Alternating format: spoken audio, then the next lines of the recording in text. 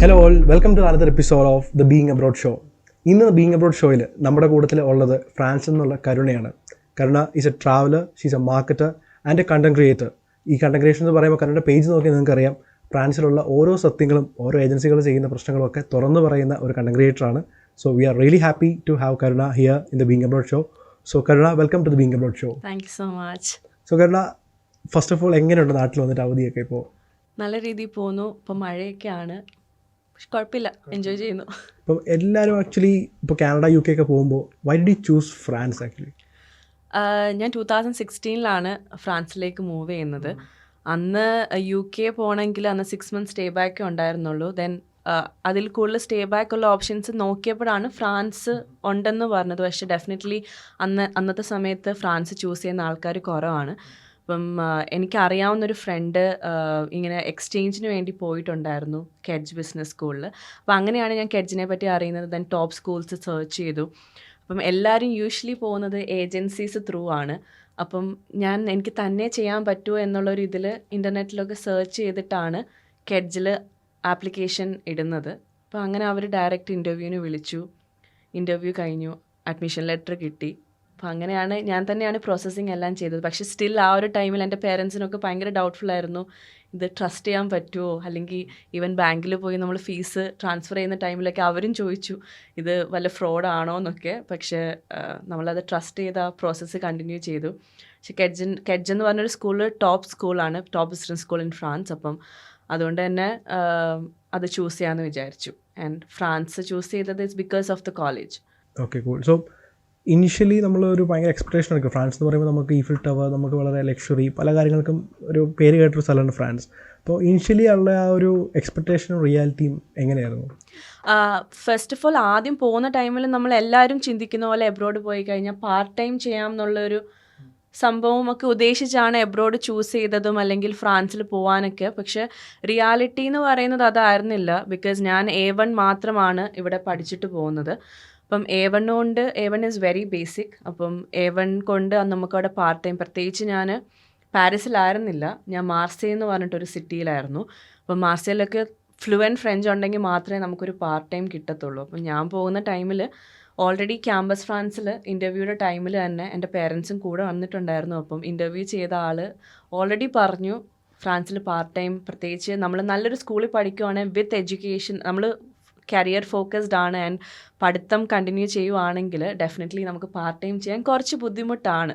കാരണം സ്റ്റഡീസും ഇതും കൂടെ കണ്ടിന്യൂ ചെയ്ത് പോകാൻ. അപ്പം ആദ്യം പോകുന്ന ടൈമിൽ ആദ്യം തന്നെ ഇതായിരുന്നു, പാർട്ട് ടൈം ചെയ്യാൻ പറ്റത്തില്ല. സോ ഡെഫിനറ്റ്ലി വീട്ടിൽ നിന്ന് തന്നെ സപ്പോർട്ട്, ഫൈനാൻഷ്യൽ സപ്പോർട്ട് വേണം. ആൻഡ് അവിടെ ചെന്ന് കഴിഞ്ഞപ്പം നമുക്കറിയാം ഇവിടുത്തെ പോലെ അല്ല ചിലവും കാര്യങ്ങളും ഒക്കെ. ഞാൻ എപ്പോഴും പറയുന്നൊരു കാര്യമാണ്, തമാശയ്ക്ക് പറയുവാണ്, പട്ടിണി കിടക്കണമെങ്കിൽ തന്നെ നാട്ടിലത്തെ ഒരു 60,000 to 70,000 നമുക്ക് വേണം. അപ്പോൾ ഒരു 600 to 700 euro ആണ് മിനിമം എന്നുള്ളത്. ഇപ്പം പ്രത്യേകിച്ച് കറൻസി റേറ്റും മാറിയിട്ടുണ്ട്. ഞങ്ങളുടെ ടൈമിലൊക്കെ 68 ആയിരുന്നു 1 euro എന്ന് പറയുന്നത്. ഇപ്പോൾ അത് 90 rupees ആണ്. അപ്പം ആ ഒരു ചേഞ്ചും ഫീസിലും അവിടുത്തെ, പിന്നെ ഇൻഫ്ലേഷൻ കൂടി, അപ്പം ചിലവിലും ഒക്കെ നല്ല രീതിയിലുണ്ട്. എക്സ്പെൻസീവ് ആണ്. ഇപ്പം ഞാൻ ഒരു ആളുടെ റീല് കണ്ടിട്ടുണ്ടായിരുന്നു, നിങ്ങൾക്ക് ചിലവ് കുറഞ്ഞ് പഠിക്കാൻ പറ്റുന്ന ഒരു സ്ഥലമാണ്, അല്ലെങ്കിൽ ചിലവ് കുറഞ്ഞ് ജീവിക്കാൻ പറ്റുന്ന ഒരു സ്ഥലമാണ് ഫ്രാൻസ് എന്നുള്ളത് ഡെഫിനറ്റ്ലി അല്ല. നിങ്ങൾക്ക് മിനിമം ഒരു 700 euro എന്താണെങ്കിലും വേണം അവിടുത്തെ റെൻറ്റും കാര്യങ്ങളൊക്കെ നടന്നു പോകാനായിട്ട്. സോ ഈ ഫ്രാൻസ് ഓൾറെഡി പറഞ്ഞല്ലോ എക്സ്പെൻസീവ് ആണ് എന്നുള്ളത്. പക്ഷേ ഇത് ആസ് എ സ്റ്റുഡൻറ്റ് നമുക്ക് പാർട്ട് ടൈം കിട്ടുവാണെങ്കിൽ എക്സ്പെൻസ് മീറ്റ് ചെയ്യാൻ പറ്റുമോ? എക്സ്പെൻസ് മീറ്റ് ചെയ്യാൻ പറ്റുമോ എന്ന് ചോദിച്ചാൽ, ഒരു സ്റ്റുഡൻ്റ് ആണെന്നുണ്ടെങ്കിൽ അവർക്കൊരു മാക്സിമം 20 hours ആണ് വർക്ക് ചെയ്യാൻ പറ്റുന്നത് പാർട്ട് ടൈം ആയിട്ട്. അപ്പം ആ പാർട്ട് ടൈമിന് ചെയ്യുവാണെങ്കിൽ 11 euro or 12 euro ആണ് ബേസിക് പേ എന്ന് പറയുന്നത്. അപ്പോൾ അവരുടെ കയ്യിൽ കിട്ടാൻ പോകുന്നത് ഒരു 800 to 850 euro ആയിരിക്കും. ഈ 800 to 850 അവർക്ക് എക്സ്പെൻസ് മീറ്റ് ചെയ്യാൻ പറ്റും. പക്ഷേ ഈ ഏജൻസീസ് പറയുന്ന പോലെ ലക്ഷങ്ങൾ ഉണ്ടാക്കാനോ അല്ലെങ്കിൽ അവർക്കൊരു എമൗണ്ട് ലോൺ അടയ്ക്കാനായിട്ടോ അല്ലെങ്കിൽ വീട്ടുകാരുടെ കാര്യങ്ങൾ നോക്കാനായിട്ടോ ഒക്കെ ഭയങ്കര ബുദ്ധിമുട്ടായിരിക്കും. ഇപ്പം ഞാൻ റിയാലിറ്റി പറയുവാണെങ്കിൽ കുറേ സ്റ്റുഡൻസ് ഇതേപോലെ ഏജൻസീസിലെ സ്കാമിൽ പെട്ട് വന്നിട്ട് അവർ പഠിത്തം നിർത്തിയിട്ട് ഫുൾ ടൈം ആയിട്ട് ഈ പാർട്ട് ടൈം ജോലി ചെയ്യുന്ന ആൾക്കാരുണ്ട്. ബിക്കോസ് അവർക്ക് എക്സ്പെൻസ് മീറ്റ് ചെയ്യാൻ പറ്റുന്നില്ല എന്നുള്ളൊരു കാരണം കൊണ്ട്. സോ ഈ ഇങ്ങനെ പറഞ്ഞല്ലോ കുറേ കുട്ടികൾ ഏജൻസീസ് പറഞ്ഞ് പറ്റിച്ചിട്ട് അവിടെ വന്നിട്ട് പെട്ട് പോകുന്നുണ്ടെന്ന്. സോ അവരുടെയൊക്കെ ഒരു എൻഡ് റിസൾട്ട് എന്താണ് വരുന്നത്? നാട്ടിലേക്ക് തിരിച്ചു പോരേണ്ടി വരുമോ അതോ? നാട്ടിലേക്ക് തിരിച്ച് ബിക്കോസ് അവിടെ ഇപ്പം അവർക്ക് നമുക്ക് എപ്പോഴും ഇപ്പം സ്റ്റേ ബാക്ക് വിസ എന്ന് പറയുന്നത് നമുക്ക് പഠിത്തം കഴിഞ്ഞു കഴിഞ്ഞാലേ സ്റ്റേ ബാക്ക് കിട്ടത്തുള്ളൂ. ഈ സ്റ്റേ ബാക്ക് നമുക്ക് വർക്ക് പെർമിറ്റ് ആയിട്ട് ചേഞ്ച് ചെയ്യാൻ പറ്റത്തുള്ളൂ. അപ്പം ഈ കുട്ടികൾ ചെയ്യുന്നതെന്ന് പറഞ്ഞാൽ അവർ വീണ്ടും വീണ്ടും ഇങ്ങനെ സ്റ്റുഡൻറ്റ് വിസ ഒക്കെ, അത് ശരിക്കും ഇതെനിക്കിവിടെ പറയാൻ പറ്റുമോ എന്ന് അറിയത്തില്ല. സോ കുറച്ച് അത് സ്റ്റുഡൻറ്റ് വിസ അവർ നിർത്തിയിട്ട് പിന്നെയും വീണ്ടും അഡ്മിഷൻ എടുക്കും. സോ സ്റ്റുഡൻറ്റ് വിസയിൽ തന്നെ അവർ നിന്നിങ്ങനെ പാർട്ട് ടൈം ജോലി ചെയ്ത് മുന്നോട്ട് പോകുവാണ്. അങ്ങനെ ചെയ്തുകൊണ്ട് അവർക്ക് പ്രൊഫഷണലി ഒരു ഗ്രോത്തും കരിയർ ഗ്രോത്ത് ഒന്നും ഉണ്ടാവാൻ പോകുന്നില്ല.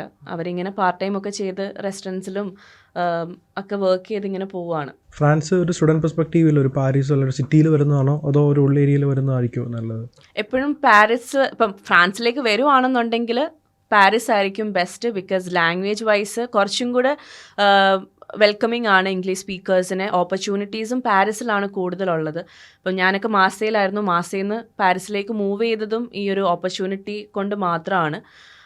പക്ഷേ എവിടെയാണെങ്കിലും ഈവൻ പാരീസിലാണെന്നുണ്ടെങ്കിലും language is very important. At least ഒരു നാട്ടിൽ നിന്ന് B1 ലെവൽ വരെ പഠിച്ചിട്ട് വരാതെ അവിടെ വന്നു കഴിഞ്ഞാൽ ശരിക്കും സ്ട്രഗിൾ ചെയ്യും.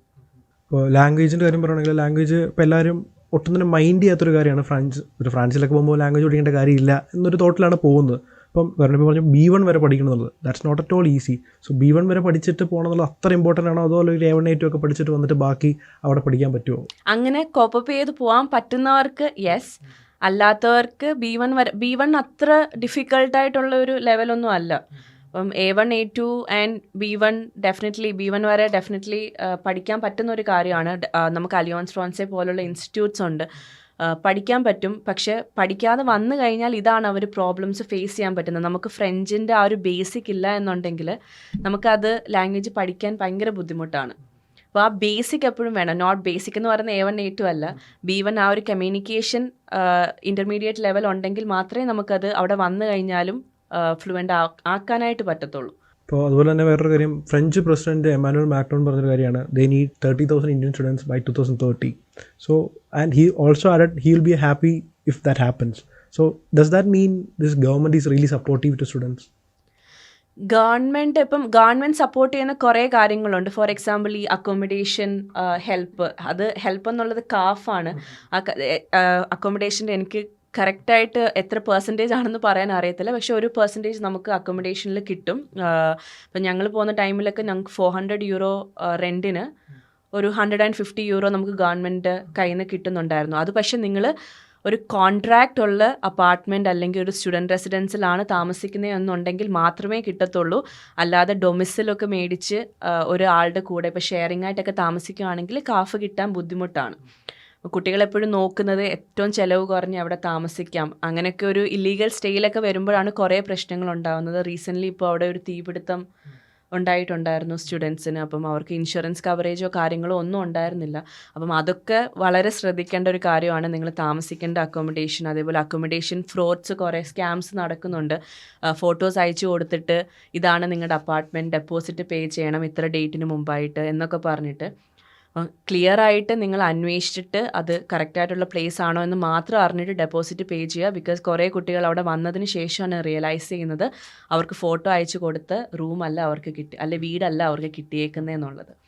നാട്ടിലിപ്പോൾ ഏറ്റവും കൂടുതൽ കാണുന്നൊരു സ്കാമാണ് പലപ്പോഴും ഏജൻസീസ് പറയുന്നത് 5 years സ്റ്റേ ബാക്ക് ഫ്രാൻസിലുണ്ട്. ഇത് പറഞ്ഞിട്ടാണ് പലപ്പോഴും കുട്ടികളെ കൺവിൻസ് പോലും ചെയ്യുന്നത്. പക്ഷെ എന്താണ് ഇതിൻ്റെ റിയാലിറ്റി 5 years സ്റ്റേ ബാക്കിൻ്റെ?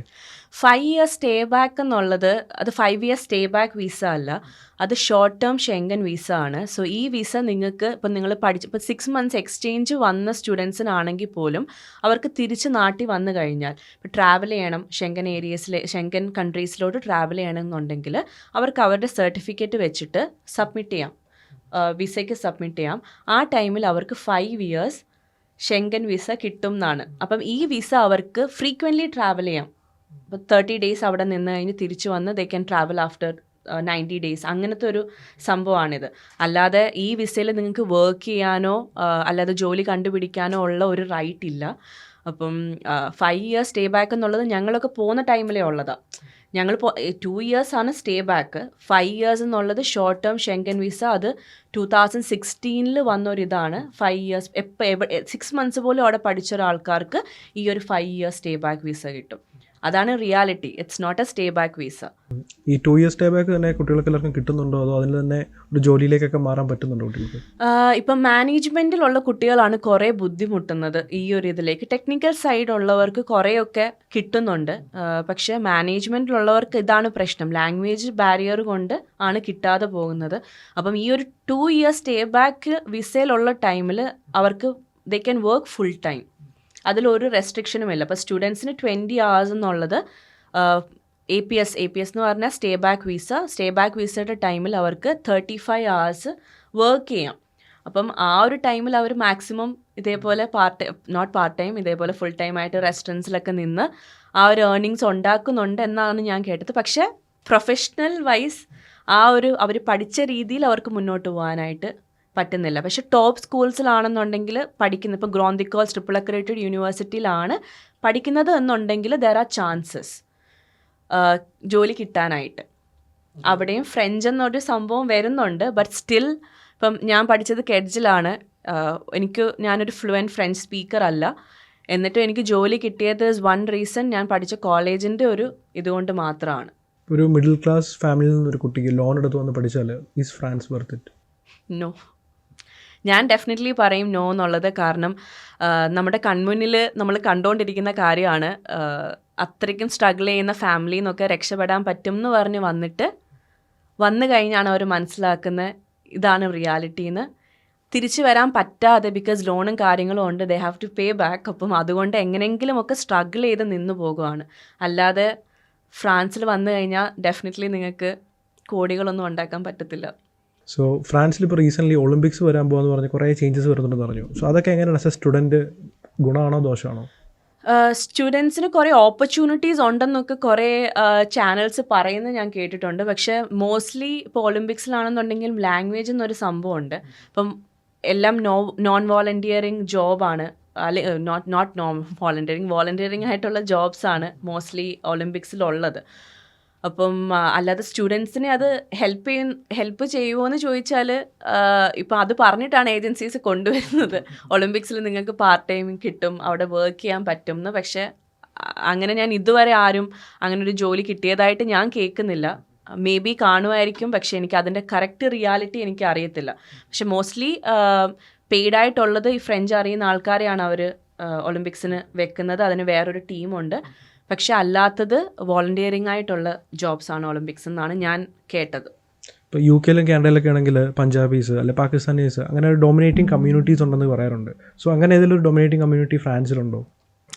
ശ്രീലങ്കൻസ് ആണ് മോസ്റ്റ്ലി നമ്മൾ കാണുന്നത്. സോ പിന്നെ പോണ്ടിച്ചേരി എന്നൊക്കെ കുറേ ആൾക്കാർ, പിന്നെ അവർക്ക് ഫ്രഞ്ചും ഓൾമോസ്റ്റ്, കാരണം ആ ഫ്രഞ്ച് ഡൊമിനൻ്റ് പ്ലേസ് ആയതുകൊണ്ട് അവർ കുറേ പേര് അങ്ങോട്ടേക്ക് വരുന്നുണ്ട്. സോ മോസ്റ്റ്ലി ശ്രീലങ്കൻസ് ആണ്.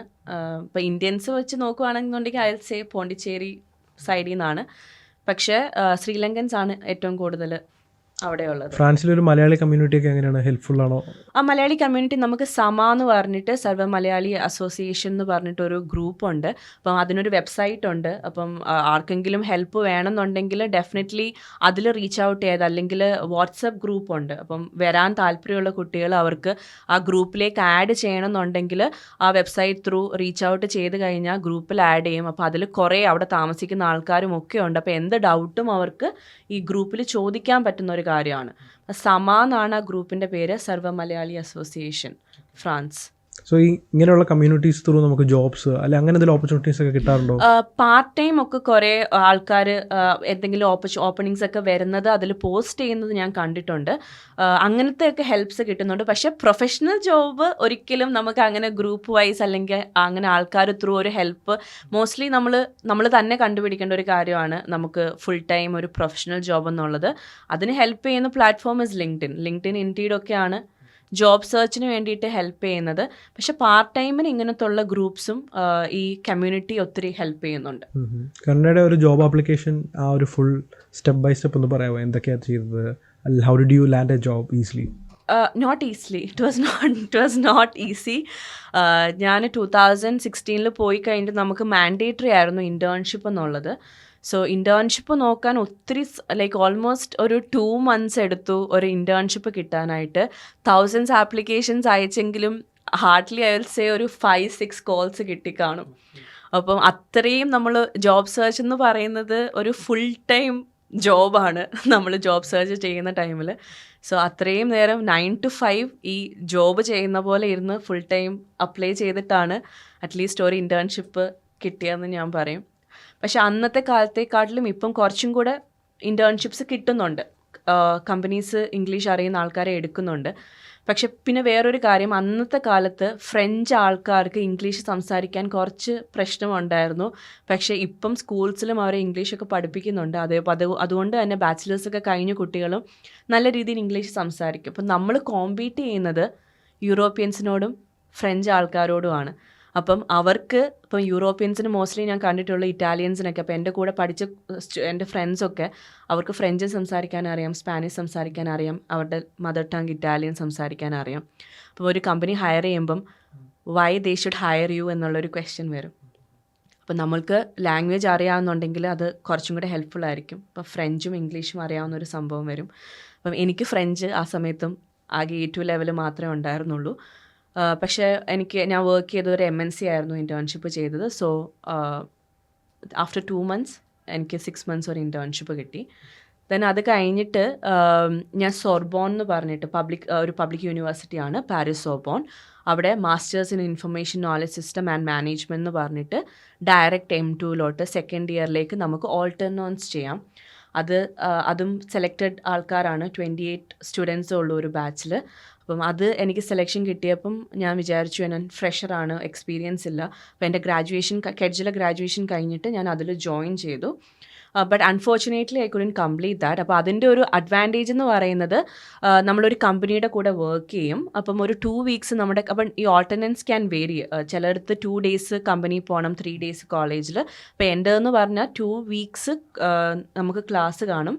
ദെൻ അനദർ 2 weeks നമ്മളൊരു കമ്പനിയുടെ കൂടെ വർക്ക് ചെയ്യും. ആൻഡ് നമുക്കൊരു മിനിമം €1,400 കമ്പനി വിൽ പേ. പിന്നെ കുറേ അഡ്വാൻറ്റേജസും ഉണ്ട്. അപ്പം ഒരു 1 year നമുക്കൊരു എക്സ്പീരിയൻസ് ആണ് ഒരു കമ്പനിയുടെ കൂടെ കിട്ടുന്നത്. അൺഫോർച്ചുനേറ്റ്ലി എനിക്ക് പേഴ്സണൽ റീസൺസ് കൊണ്ട് എനിക്കത് കംപ്ലീറ്റ് ചെയ്യാൻ പറ്റിയില്ല. ഞാൻ 2019 ഐ മൂവ് ടു ദുബായ്. അപ്പം ദുബായിലാണ് ഞാൻ മെലിയ എന്ന് പറഞ്ഞിട്ടൊരു സ്പാനിഷ് ഹോസ്പിറ്റാലിറ്റി ബ്രാൻഡിൽ മാർക്കറ്റിങ്ങിൽ ജോയിൻ ചെയ്യുന്നത്. പിന്നെ കോവിഡൊക്കെ ആയി. Then I decided to go back to France 2021.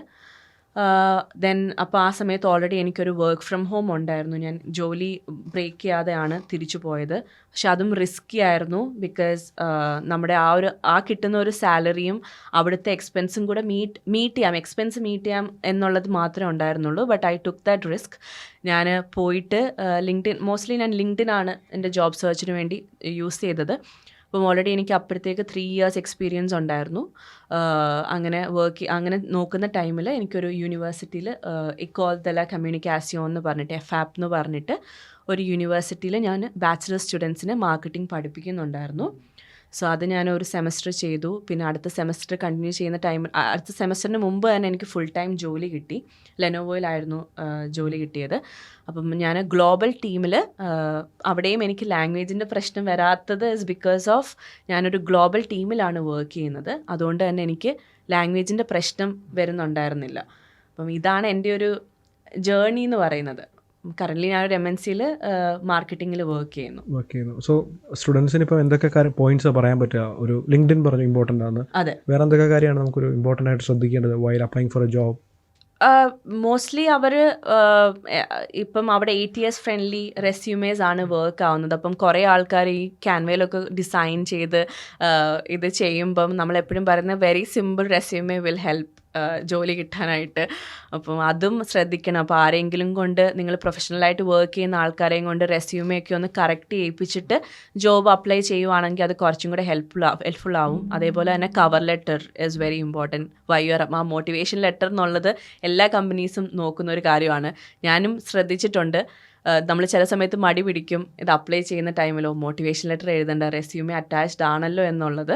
പക്ഷേ മോട്ടിവേഷൻ ലെറ്ററും കൂടെ അറ്റാച്ച് ചെയ്യുവാണെന്നുണ്ടെങ്കിൽ there are chances to get a call from the company. പിന്നെ ബാക്കിയെല്ലാം നമ്മളുടെ ഇതുപോലെ ഇരിക്കും. സോ ഡയറക്റ്റ് നാട്ടിൽ നിന്ന് തന്നെ ഫ്രാൻസിലേക്ക് ഒരു ജോലിക്കായിട്ട് പോകുന്ന ഓപ്പർച്യൂണിറ്റി ഉണ്ടോ? അതിനെപ്പറ്റി എനിക്ക് കറക്റ്റായിട്ട് അറിയത്തില്ല. പക്ഷേ ഓൺ സൈറ്റ് വരുന്ന ആൾക്കാരുണ്ട്. ഇപ്പം കമ്പനീസ്, ഇപ്പോൾ TCS പോലുള്ള കമ്പനീസിലൊക്കെ നിന്ന് പ്രൊജക്റ്റിന് വേണ്ടി വന്ന് അവിടെ പിന്നെ വേറെ ജോലിയായിട്ടൊക്കെ മാറിപ്പോകുന്ന ആൾക്കാരെ ഞാൻ കണ്ടിട്ടുണ്ട്. പക്ഷേ ഇവിടുന്ന് ഡയറക്റ്റ് ഫ്രാൻസിലേക്ക് ഒരു ജോലിയായിട്ട് വരുന്ന ആരെയും ഇതുവരെ ഞാൻ പരിചയപ്പെട്ടിട്ടില്ല.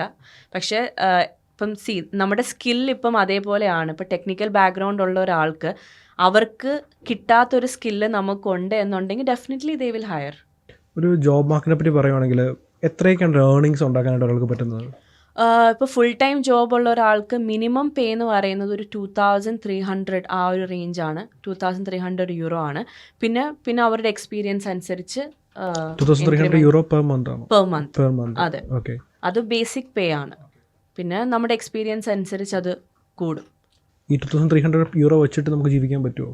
2300 യൂറോ വെച്ചിട്ട് നമ്മൾ വളരെ ലളിതമായിട്ട് ജീവിക്കുകയാണെങ്കിൽ ജീവിക്കാൻ പറ്റും. പക്ഷേ അല്ലാതെ ഇപ്പം ഇപ്പം സ്വന്തമായിട്ടൊരു അപ്പാർട്ട്മെൻറ്റൊക്കെ എടുത്ത് മാറി നിൽക്കുകയാണെന്നുണ്ടെങ്കിൽ, പ്രത്യേകിച്ച് ലോണും കാര്യങ്ങളൊക്കെ ഉണ്ടെന്നുണ്ടെങ്കിൽ കുറച്ച് ബുദ്ധിമുട്ടാണ്, കുറച്ച് സ്ട്രഗിൾ ചെയ്യും. പക്ഷേ അല്ലാതെ ഒരാൾക്കാണെന്നുണ്ടെങ്കിൽ വലിയ കുഴപ്പമില്ലാതെ ജീവിക്കാൻ പറ്റും. പാർട്ട് ടൈം ഒക്കെ ചെയ്ത് എത്ര നമുക്ക് ഏൺ ചെയ്യാൻ പറ്റും?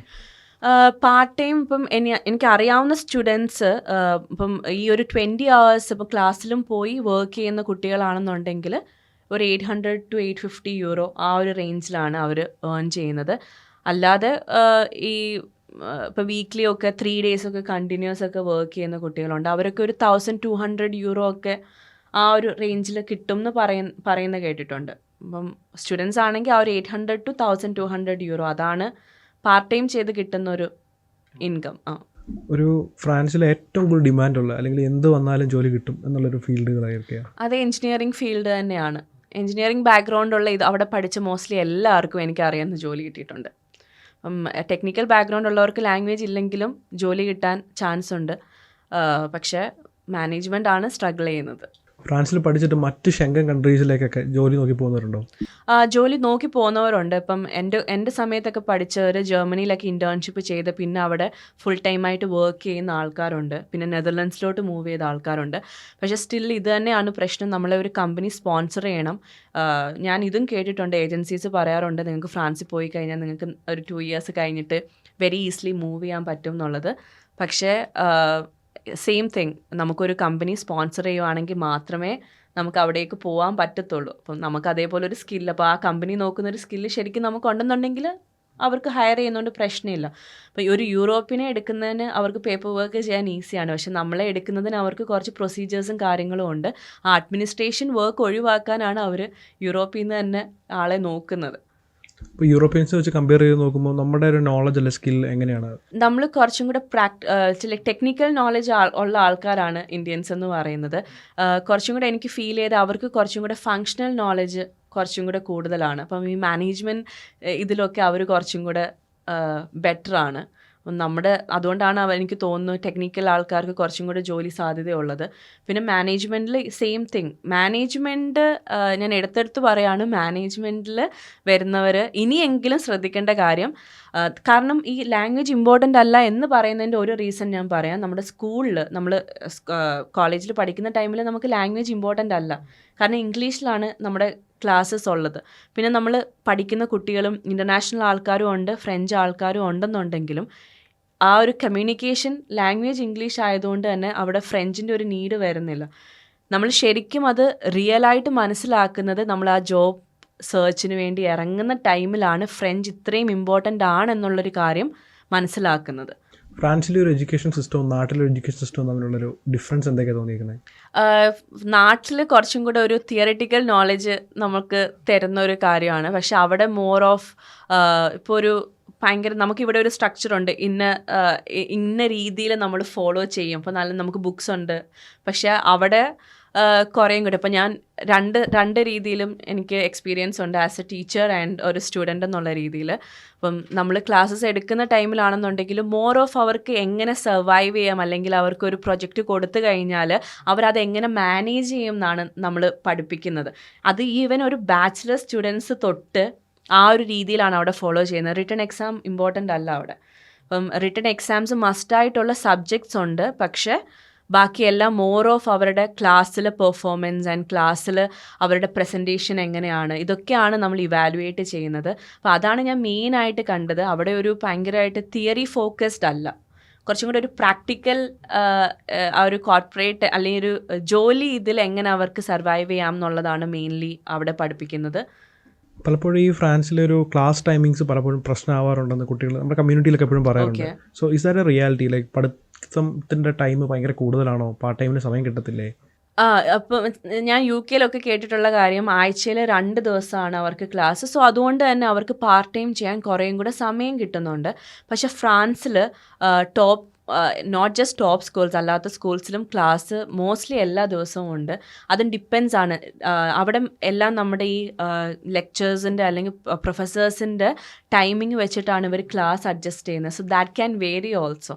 അപ്പോൾ ഈ മൺഡേ ടു ഫ്രൈഡേ എന്നുള്ളത് ചിലപ്പം ക്ലാസ് തുടങ്ങാനായിട്ട് 2 മണിയാവും. സോ 2 to 8 ആയിരിക്കും ചിലപ്പം ക്ലാസ്. അപ്പം നമുക്ക് ഒരിക്കലും നേരത്തെ ചിലപ്പം 2 വീക്സ് മുമ്പൊക്കെ നമുക്ക് ടൈം ടേബിൾ കിട്ടാമായിരിക്കാം, പക്ഷെ എന്നാലും ചേഞ്ച് ചെയ്യാനായിട്ട് സാധ്യതയുണ്ട്. അപ്പം അതൊക്കെയാണ് ഈ പാർട്ട് ടൈമിനെ കുട്ടികൾക്ക് അഫക്റ്റ് ചെയ്യുന്ന ഒരു കാര്യം. അവർക്ക് ഇപ്പം ജോലിക്ക് പോകുമ്പോൾ ഒരു ടൈം ഉണ്ടല്ലോ, ഇന്ന സമയം തൊട്ട് ഇന്ന വരെയെന്ന്. അപ്പം ക്ലാസ്സും ഇതും കൂടെ മാനേജ് ചെയ്യാൻ പറ്റാത്തതിൻ്റെ ഒരു റീസണും കൂടെ ഇതാണ്.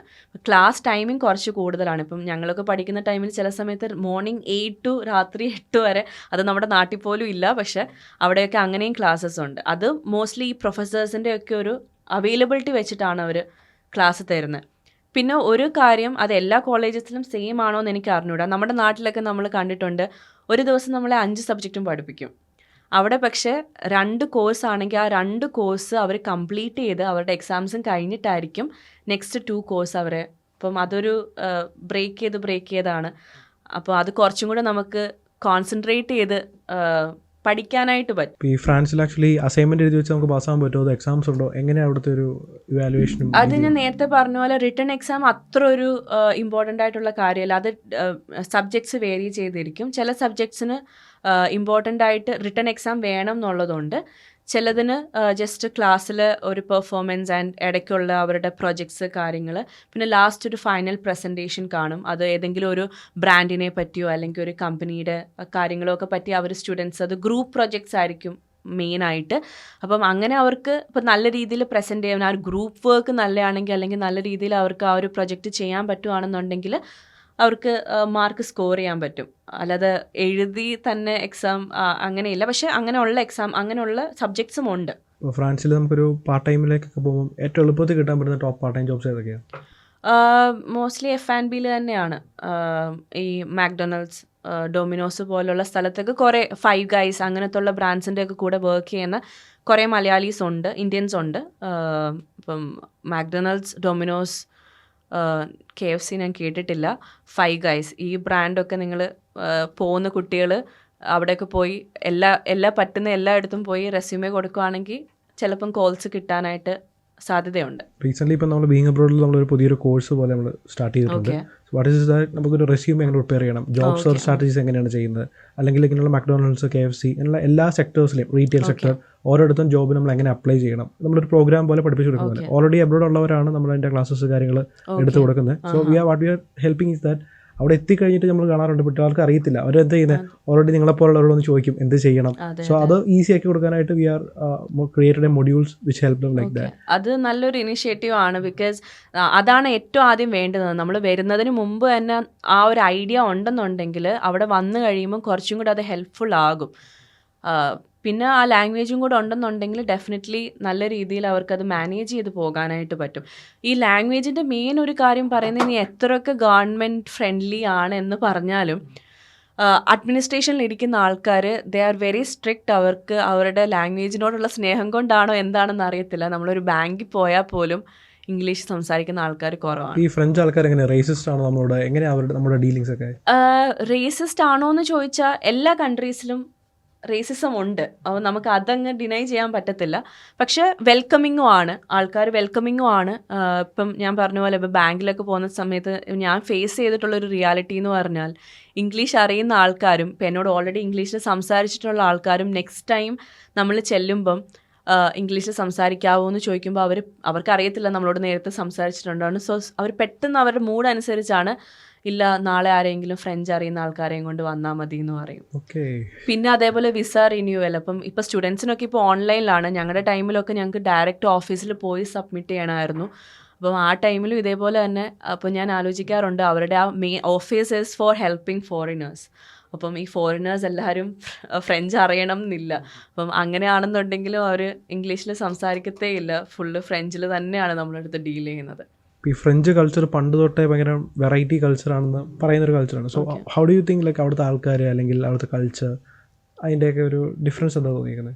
കൾച്ചർ ഇൻ ദ സെൻസ് എങ്ങനെയാ, എന്ത് രീതിയിലാണ്? ദ വേ ദേ യുനോ അവർക്ക് ഇഷ്ടപ്പെട്ട എന്തെങ്കിലും രീതികളുണ്ടോ? ഐ മീൻ ഫുഡ് അല്ലെങ്കിൽ ഫുഡ് അവർ കുറച്ചും കൂടെ ഒരു ഹെൽത്തി ഹാബിറ്റ് ആണെന്ന് എനിക്ക് ഫീൽ ചെയ്തിട്ടുണ്ട്. കുറച്ചും കൂടെ ഫിറ്റ്നസ് ഓറിയൻറ്റഡ് ആയിട്ടുള്ള ആൾക്കാരാണ്. ഇപ്പം നമ്മൾ കഴിക്കുന്ന നമുക്കിപ്പോഴും ചോറ് വേണം അങ്ങനെ. അപ്പോൾ അവിടെ ആദ്യത്തെ ഒരു കൾച്ചർ ഷോക്കും ഇതൊക്കെ തന്നെയായിരുന്നു ചെന്ന് കഴിഞ്ഞപ്പം. പിന്നെ കുറേയും കൂടെ ഞാൻ മനസ്സിലാക്കിയ കാര്യം, അവിടെ എല്ലാ ജോലിക്കും അതിൻ്റേതായ ഒരു റെസ്പെക്റ്റ് ഉണ്ട്. അപ്പം നമ്മളിപ്പോൾ ഒരു ബസ്സിൽ കയറുന്ന ടൈമിൽ ആ ഡ്രൈവറിൻ്റെ അടുത്ത് നമ്മൾ ബോൺഷു ഗുഡ് മോർണിംഗ് പറഞ്ഞിട്ടാണ് നമ്മൾ അകത്തേക്ക് കയറുന്നത്. ഇവിടെ ഒന്നും നമ്മൾ ആ ഒരു കൾച്ചർ കണ്ടിട്ടില്ല. അപ്പം അങ്ങനത്തെ ഉള്ള ഇപ്പോൾ എന്ത് കാര്യം ചെയ്താലും അപ്പം അതും നമുക്ക് നല്ല രീതിയിൽ നമ്മളെ ഇൻഫ്ലുവൻസ് ചെയ്യുന്ന ഒരു കാര്യമാണ്. ഇപ്പം ഞാൻ തന്നെ ആണെങ്കിലും ആരെങ്കിലും എന്തെങ്കിലും തന്നപ്പോൾ അപ്പോൾ അവർ ചോദിക്കും എന്തിനാ എപ്പോഴും താങ്ക് യു പറയുന്നത്. പക്ഷെ അത് നമുക്ക് ഇത്രയും നാളും അവിടെ നിന്ന് കിട്ടിയ ഒരു ശീലമാണ്. ആരെങ്കിലും എന്തെങ്കിലും ചെയ്തു തരുമ്പം ആ താങ്ക് യു പറയും. അത് ശരിക്കും നല്ലൊരു പ്രാക്ടീസാണ്. അതെനിക്ക് ഒത്തിരി ഇഷ്ടമുള്ളൊരു കാര്യമാണ് അവരുടെ അത് നോട്ട് ജസ്റ്റ് ഫ്രാൻസ്, യൂറോപ്യൻസിൻ്റെ ആ ഒരു എനിക്കൊരു വെസ്റ്റേൺ കൾച്ചറാണത്. ഈ ലൂയി വിട്ടോൺ, ഷനേൽ, ഇങ്ങനെ കുറേ ലക്ഷറി ബ്രാൻഡുകളുടെ ഒരു ഹോം കൺട്രിയാണ് France. How do you think this luxury അവരുടെ ലൈഫ് സ്റ്റൈലിലെ പാർട്ടാണോ, or it's just the brands selling these things?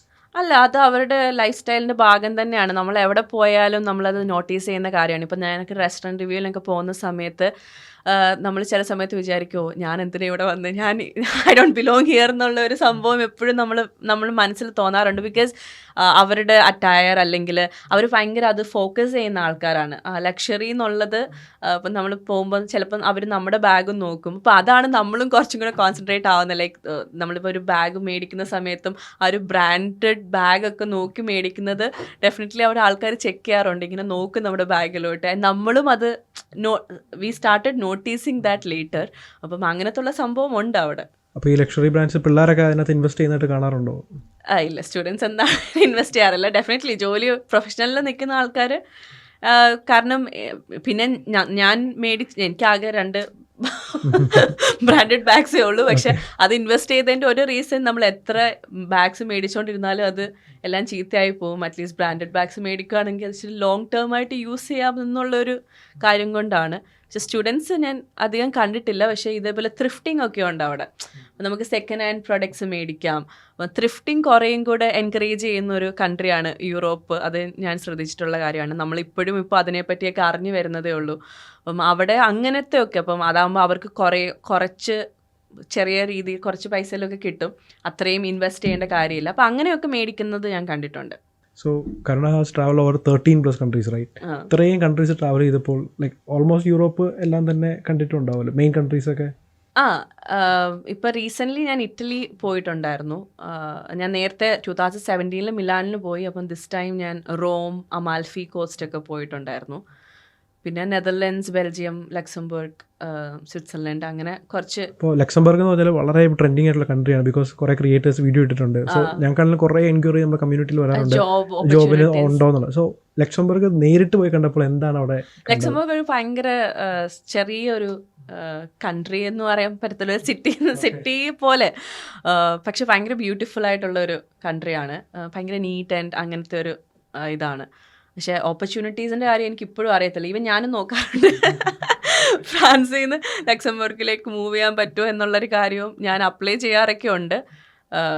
പക്ഷേ ഇതുവരെ എനിക്ക് കോൾസ് ഒന്നും വന്നിട്ടില്ല. സോ അതിനെപ്പറ്റി പക്ഷെ ട്രാവൽ ചെയ്യാൻ നല്ലൊരു പ്ലേസ് ആണ്. അപ്പോൾ ഈ ഷെങ്കൻ വിസ വെച്ച് നമ്മൾ ഇത്രയും കൺട്രീസ് ട്രാവൽ ചെയ്യുമ്പം നമുക്ക് എന്താണ് ഒരു എക്സ്പോഷർ വഴി കിട്ടുന്നത്? നമുക്ക് മൂവ് ചെയ്യാനൊക്കെ തോന്നുന്നു വേറെ കൺട്രീസിലേക്ക്? എനിക്ക് നോട്ട് ആംസ്റ്റർഡാം, പക്ഷേ നെതർലൻഡ്സിൽ ഗീത്തോൺ എന്ന് പറഞ്ഞിട്ടൊരു സ്ഥലമുണ്ട്. ഭയങ്കര ബ്യൂട്ടിഫുള്ളാണ്, ഒരു കൺട്രി സൈഡാണ്. അവിടെയൊക്കെ ചെന്ന് കഴിഞ്ഞപ്പോൾ ഇവിടെ എങ്ങാണ് സെറ്റിൽ ആവാൻ പറ്റുവാണെങ്കിൽ എന്നൊക്കെയുള്ളൊരു തോട്ട് വന്നിട്ടുണ്ട്. ബിക്കോസ് പാരീസ് കുറച്ചും കൂടെ ഒരു സിറ്റി, ഇച്ചിരി ക്രൗഡഡ് ആണ്, എപ്പോഴും ബിസിയാണ്. അപ്പോൾ അതിൽ നിന്ന് ഒരു കൺട്രി സൈഡിലോട്ടൊക്കെ മാറാൻ പറ്റുവാണെങ്കിൽ നല്ലതാണെന്ന് ചിന്തിച്ചിട്ടുണ്ട്. ഇപ്പോൾ ഒരു സ്റ്റുഡൻസിനൊക്കെ ഷെങ്കൻ വിസ വെച്ചിട്ട് ട്രാവലിംഗ് എക്സ്പെൻസീവ് ആണോ, എങ്ങനെയാണ്, അഫോർഡബിൾ ആണോ? ഇല്ല, ട്രാവൽ ചെയ്യുന്ന ആൾക്കാർ ആ സമയത്ത് ട്രാവൽ ചെയ്യും. ഇപ്പം പാർട്ട് ടൈം ഒക്കെ ചെയ്യുന്നവർക്ക് ഡെഫിനറ്റ്ലി ഇപ്പം ബെൽജിയത്തിലോട്ടൊക്കെ പോകാനാണെങ്കിൽ നമ്മൾ ഇവിടുന്ന് ബാംഗ്ലൂർ പോകുന്ന പൈസ പോലും ആവത്തില്ല. സോ ബസ്സൊക്കെ ആണെങ്കിൽ 3 hours നമുക്ക് 10 euro ബസ് ടിക്കറ്റ് കിട്ടും. അപ്പം എല്ലാവരും വിചാരിക്കും ട്രാവലിംഗ് എക്സ്പെൻസീവ് ആണെന്ന്. പക്ഷേ യൂറോപ്പിൽ കുറച്ച് ട്രാവൽ ചെയ്യാനായിട്ട് വലിയൊരു എക്സ്പെൻസ് വരുന്നില്ല. പിന്നെ നമ്മൾ മാനേജ് ചെയ്യുവാണെന്നുണ്ടെങ്കിൽ സ്റ്റേ ആൻഡ് ഫുഡ് ആൻഡ് അങ്ങനത്തെ കാര്യങ്ങൾ നമ്മൾ മാനേജ് ചെയ്തൊക്കെ പോവുകയാണെന്നുണ്ടെങ്കിൽ കുറച്ച് ചെറിയ രീതിയിൽ ട്രാവൽ ചെയ്യാൻ പറ്റും. ഈ ഫ്രാൻസിലെ നൈറ്റ് ലൈഫ് ഒക്കെ എങ്ങനെയാണ്? ലൈക്ക് പലപ്പോഴും കേട്ടിട്ടുണ്ട് സേഫ് അല്ല, അതൊക്കെ റിയാലിറ്റി എന്താണ് അതിൻ്റെ? എവിടെ ആണെങ്കിലും ഇപ്പം കേരളത്തിലാണെന്നുണ്ടെങ്കിലും നമ്മൾ നമ്മുടെ കാര്യം ശ്രദ്ധിക്കണം. ഇപ്പം രാത്രി ട്രാവൽ ചെയ്യുന്നതുകൊണ്ട് പ്രശ്നമൊന്നുമില്ല. അപ്പം ഞങ്ങളൊക്കെ ആണെന്നുണ്ടെങ്കിലും രാത്രി 12 മണി 1 മണിക്ക് വരെ വീട്ടിൽ വരാറുണ്ട്. നൈറ്റ് ബസ്സസ് ഉണ്ട്. ഇപ്പം metro sometimes, not metro, trains ഒക്കെ ആണെങ്കിൽ 12 ഒക്കെ കഴിയുമ്പം സ്റ്റോപ്പ് ചെയ്യും. പക്ഷെ മെട്രോ ആണെങ്കിൽ ഒരു 2-3 വരെ കാണും. നൈറ്റ് ബസ്സസ് ഉണ്ട്. പക്ഷേ എപ്പോഴും നമ്മൾ നമ്മുടെ ബിലോങ്ങിങ്സ് കീപ്പ് ചെയ്ത് സേഫായിട്ട് വെക്കുകയാണെന്നുണ്ടെങ്കിൽ അങ്ങനെ പേടിക്കേണ്ടതായിട്ടൊന്നുമില്ല. പക്ഷേ പിക്ക് പോക്കറ്റിംഗ് എന്നൊരു സംഭവം ഡെഫിനറ്റ്ലി ഉണ്ട്. അങ്ങനെ സാധനങ്ങളൊക്കെ പോയ കുറേ ആൾക്കാരെ നമുക്കും അറിയാം. പക്ഷെ അത് പോയി കഴിഞ്ഞാലും നമുക്ക് കംപ്ലൈൻ്റ് ഒക്കെ ചെയ്യാമെന്നുള്ള അല്ലാതെ അത് തിരിച്ച് കിട്ടിയ ഇതുവരെ ഒന്നും അങ്ങനെ കേട്ടിട്ടില്ല. ഈ ഫ്രാൻസിലേക്ക് നൈറ്റ് ലൈഫ് അല്ലെ പാർട്ടിങ് ഇതൊക്കെ എങ്ങനെയാണ്? അത് സീനൊക്കെ ഓൺ ആണോ? അതെ. രാത്രി ഒരു ഫ്രൈഡേ ഒരു 4 ആകുമ്പോഴത്തേക്ക് ആർക്കും ഓഫീസിലിരിക്കാൻ തോന്നത്തില്ല. 4 കഴിയുമ്പോഴേ എല്ലാവരും ജോലി നിർത്തി പോകുന്നൊരു സംഭവമാണ്. പിന്നെ അവർ നല്ലപോലെ ഇപ്പം ഞാൻ കണ്ട ഒരു കാര്യം, മൺഡേ ടു തേഴ്സ്ഡേ രാത്രി ഒരു 7 to 8 ആകുമ്പോഴേ ഭയങ്കര സൈലൻ്റ് ആണ് സ്ട്രീറ്റ്സൊക്കെ. കുറച്ച് നോർത്ത് സിറ്റിയിൽ ഡെഫിനറ്റ്ലി ക്രൗഡ് കാണും. പക്ഷെ അല്ലാതെ നമ്മളൊക്കെ താമസിക്കുന്ന സ്ഥലത്ത് ഒരു 7-8 ഒക്കെ ആകുമ്പോഴേ നല്ല സൈലൻ്റ് ആയിട്ടുള്ളൊരു പ്ലേസാണ്. ബിക്കോസ് എല്ലാവരും നേരത്തെ ഉറങ്ങും. ബിക്കോസ് അവർക്ക് ജോലിയുണ്ട്. അപ്പോൾ ആ ഒരു റുട്ടീൻ അവർ നല്ല രീതിയിൽ ഫോളോ ചെയ്യും. ജോലി എടുക്കേണ്ട സമയത്ത് ജോലി എടുക്കും. ഒരു ഫ്രൈഡേ ഈവനിങ് ഒക്കെ ആകുമ്പോൾ അവർ നല്ല പോലെ പാർട്ടി ഹാർഡ്. വീക്കെൻഡ്സ് അവർ നല്ലപോലെ എൻജോയ് ചെയ്യും. സോ ആ ഒരു വർക്ക് ലൈഫ് ബാലൻസ് അവിടെ ഉണ്ട്.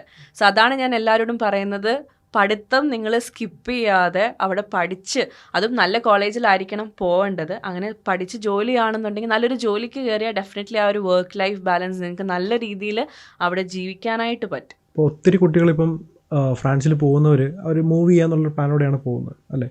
അപ്പം ഈ ജോബ് ഓപ്പർച്യൂണിറ്റി അങ്ങോട്ടേക്ക് മൂവ് ചെയ്യുമ്പം നേരത്തെ പറഞ്ഞ എഞ്ചിനീയറിംഗ് ഫീൽഡിൽ മാത്രമാണോ? അപ്പം ബിസിനസ് മാനേജ്മെൻ്റാണ് കൂടുതലും പിള്ളേരെടുത്ത് പോകുന്നത്. അവർക്ക് മൂവ് ചെയ്യാൻ എന്താണ് ലാംഗ്വേജ് ഒരു പ്രശ്നം വരത്തില്ലേ? ലാംഗ്വേജ് പ്രശ്നമാണ്. അതുകൊണ്ടാണ് ഞാൻ പറഞ്ഞത് B1 ലെവൽ വരെ പഠിച്ചിട്ട് വരുവാണെന്നുണ്ടെങ്കിൽ അവർക്ക് ഇപ്പം ഇൻറ്റേൺഷിപ്പ് ഒക്കെ കിട്ടുവാണെങ്കിൽ നമുക്ക് ആ ഇൻറ്റേൺഷിപ്പിൽ കൂടെ തന്നെ ആ ഫുൾ ടൈം ജോലി ആക്കാനുള്ള ഒരു സാധ്യതയുണ്ട്. പഠിക്കുന്ന സമയത്ത് തന്നെ ഇന്റേൺഷിപ്സ് കിട്ടാനുള്ള ഓപ്പർച്യൂണിറ്റി ഉണ്ടോ ഫ്രാൻസിൽ? ഉണ്ട്. നമുക്ക് ചിലപ്പം ടോപ്പ് സ്കൂൾസിലൊക്കെ മാൻഡേറ്ററി ആണ് ഇൻറ്റേൺഷിപ്പ് ചെയ്യണം എന്നുള്ളത്. 6 months ഇൻറ്റേൺഷിപ്പ് ചെയ്താൽ മാത്രമേ അവരുടെ ഗ്രാജുവേഷൻ അവർക്ക് ചെയ്യാൻ പറ്റത്തുള്ളൂ. അപ്പോൾ ആ ഒരു അങ്ങനെ കോഴ്സസിൻ്റെ കൂടെ ഉള്ളത് ഒരു കണക്കിന് നല്ലതാണ്. ബിക്കോസ് അവർക്ക് ഒരു 6 months യൂറോപ്യൻ ഒരു കൺട്രിയിൽ വർക്ക് ചെയ്തൊരു എക്സ്പീരിയൻസും കൂടെ കിട്ടുവാണ്. ചില കോളേജസൊക്കെ ചിലപ്പോൾ മാൻഡേറ്ററി ആയിരിക്കത്തില്ല കോഴ്സസിൻ്റെ കൂടെ ഇൻറ്റേൺഷിപ്പ് ചെയ്യാന്നുള്ളത്. അപ്പം നമ്മൾ വിചാരിക്കും ഓക്കെ നമുക്ക് അത്രയും കഷ്ടപ്പെടണ്ടല്ലോ എന്ന്. പക്ഷേ ഇൻറ്റേൺഷിപ്പും കൂടെ ഉള്ള കോഴ്സസ് എടുക്കുവാണെങ്കിൽ അവർക്ക് ആ ഒരു വർക്ക് ചെയ്തുള്ളൊരു എക്സ്പീരിയൻസും ആകും. പ്ലസ് ആ ഒരു ഫുൾ ടൈം ജോലിയിലേക്ക് മാറാനുള്ളൊരു സാധ്യതയുമുണ്ട്. ഈ ഫ്രാൻസിൽ പബ്ലിക് യൂണിവേഴ്സിറ്റീസിലൊക്കെ കിട്ടിക്കഴിഞ്ഞാൽ നമുക്ക് ഫീസ് ഇല്ലാണ്ട് പഠിക്കാൻ പറ്റുമോ? എന്താ അവിടുത്തെ ഒരു? പബ്ലിക് യൂണിവേഴ്സിറ്റിയിൽ കിട്ടുക എന്ന് പറയുന്നത് കുറച്ച് പാടാണ്. ഇപ്പം പബ്ലിക് യൂണിവേഴ്സിറ്റീസിൽ ഇംഗ്ലീഷ് കോഴ്സസ് കുറവാണ്. ഇപ്പം PhD ഒക്കെ ആണെന്നുണ്ടെങ്കിൽ പബ്ലിക് യൂണിവേഴ്സിറ്റിയിൽ ഈസി ആയിട്ട് കിട്ടും. പക്ഷേ അല്ലാതെ മാസ്റ്റേഴ്സ് ചെയ്യുന്നവർക്ക് മോസ്റ്റ്ലി അവിടെ ഫ്രഞ്ചിലാണ് കോഴ്സസ് ഉള്ളത്. അപ്പം ഈ ഫ്രഞ്ച് ഈ B1 B2 ഒക്കെ കഴിയുവാണെന്നുണ്ടെങ്കിൽ അവർക്ക് ഫ്രഞ്ച് കോഴ്സസിന് അപ്ലൈ ചെയ്യാം. അങ്ങനെ കിട്ടുവാണെന്നുണ്ടെങ്കിൽ ഫീസ് എന്തോ 120 യൂറോയോ അങ്ങനെ എന്തോ വരുന്നുള്ളൂ. സെമസ്റ്റർ ഫീസ് ആണോ ഇയർലി ആണോ എന്ന് എനിക്ക് അറിഞ്ഞൂടാ. പക്ഷേ 120 യൂറോ ആ ഒരു രീതിയിലേ വരുന്നുള്ളൂ. ഇപ്പം ഞാൻ റീസെൻ്റ്ലി കേട്ടൊരു കാര്യമാണ്, നമ്മൾ അവിടെ ഓൾറെഡി പഠിച്ച് ഇപ്പം ബിസിനസ് ചെയ്യുന്ന ഒരാളുടെ സിസ്റ്റർ വന്നിട്ടുണ്ടായിരുന്നു. ആൻഡ് അവർ ചെയ്തതെന്ന് പറഞ്ഞാൽ അവിടെ ഒരു ഫ്രഞ്ച് സ്കൂളിൽ ഫ്രഞ്ച് കോഴ്സിന് വേണ്ടി അഡ്മിഷൻ എടുത്തു. അങ്ങനെ വന്ന് ഫ്രഞ്ച് കോഴ്സ് പഠിച്ചു കഴിഞ്ഞിട്ട് ആ ഫ്രഞ്ചിൽ തന്നെ ഒരു പബ്ലിക് യൂണിവേഴ്സിറ്റിയിൽ ബോർദോയിലൊരു യൂണിവേഴ്സിറ്റിയിൽ അപ്ലൈ ചെയ്തു. അങ്ങനെ വെറും ഒട്ടും വളരെ കുറച്ച് ഫീസോട് കൂടിയിട്ടാണ് ഇപ്പം ആ കുട്ടി പഠിക്കുന്നത്. അപ്പം നമുക്കൊന്നും അങ്ങനത്തുള്ള ഇത് പറഞ്ഞു തരാനോ അല്ലെങ്കിൽ അങ്ങനത്തെ ഉള്ള ഓപ്പർച്യൂണിറ്റീസോ ഇല്ല. അപ്പം ഇങ്ങനെ നിങ്ങൾക്ക് തന്നെ ഇപ്പം അഡ്മിഷൻസ് അങ്ങനത്തെ ഉള്ള ഫ്രഞ്ച് സ്കൂൾസിലൊക്കെ എടുക്കാൻ പറ്റുവാണെന്നുണ്ടെങ്കിൽ you can do your visa processings. അത് തന്നെ ചെയ്യാൻ പറ്റുന്ന കാര്യമുള്ളൂ. സത്യം പറഞ്ഞാൽ ഏജൻസിയുടെ ഹെൽപ്പ് വേണ്ട ഫ്രാൻസിൽ പോകാൻ. ബിക്കോസ് ഞാൻ 2016 വിത്തൗട്ട് എനി ഹെൽപ്പ്, ഒരു ഏജൻസിയുടെ ഹെൽപ്പ് ഇല്ലാതെ പേപ്പർ വർക്ക് വരെ തന്നെ ചെയ്ത ഒരാളാണ്. അപ്പം എൻ്റെ കൂടെ കുറേ ഫ്രണ്ട്സ് ഉണ്ട് അങ്ങനെ എല്ലാം തന്നെ ചെയ്ത് വന്നിട്ടുള്ളത്. അപ്പം ഒരു ഏജൻസിയുടെ ഹെൽപ്പ് ഡെഫിനറ്റ്ലി നിങ്ങൾക്ക് വേണ്ട. പക്ഷേ ഈ പേപ്പർ വർക്കൊക്കെ ചെയ്താൽ ഇത് റിജക്ഷൻ ആകുമോ എന്നൊക്കെയുള്ള സംശയമുള്ള ആൾക്കാർ കാണും. പക്ഷെ അങ്ങനത്തുള്ള ആൾക്കാർ അഡ്മിഷൻസ് നിങ്ങൾക്ക് ബെറ്റർ സ്കൂളിൽ എടുത്തിട്ട് പേപ്പർ വർക്കിന് വേണ്ടിയിട്ട് ഏജൻസീസിനെ റീച്ച് ഔട്ട് ചെയ്യുവാണെന്നുണ്ടെങ്കിൽ രണ്ടും ക്ലാഷ് ആവാതെ പൊക്കോളും. ഇപ്പോൾ ഓൾറെഡി ഇപ്പോൾ ഒരു 13+ കൺട്രീസിൽ ട്രാവൽ ചെയ്തപ്പം യൂറോപ്യൻ കൺട്രീസ് ആകുമ്പോൾ ഓരോ കൺട്രിയിലും ഓരോ ഭാഷയാണ് അല്ലേ? ഇപ്പോൾ ജർമ്മനിയിൽ ജർമ്മനാണ്, ഫ്രഞ്ചിൽ ഫ്രാൻസ് ആണ്, അല്ല ഫ്രാൻസിൽ ഫ്രാൻസ് ആണ്. സോ ഇത്രയും ഒരു ലാംഗ്വേജ് ഡിഫറൻസ് നമുക്കൊരു ട്രാവലിങ്ങിനൊക്കെ ബുദ്ധിമുട്ട് വരുന്നുണ്ടോ? ഞാൻ നോട്ടീസ് ചെയ്തൊരു കാര്യം, ഇപ്പോൾ സ്വീഡനിൽ പോയ ടൈമിൽ അവിടെ എല്ലാവരും ഇംഗ്ലീഷ് സംസാരിക്കും. ഇപ്പോൾ സ്വീഡൻ, ജർമ്മനി, നെതർലൻഡ്സിലൊക്കെ നമ്മൾ അവരോട് ഇങ്ങനെ ചോദിക്കേണ്ട നിങ്ങൾക്ക് ഇംഗ്ലീഷ് അറിയാവോ, നമുക്ക് ഡയറക്റ്റ് അവരുടെ അടുത്ത് ഇംഗ്ലീഷിൽ സംസാരിക്കാം.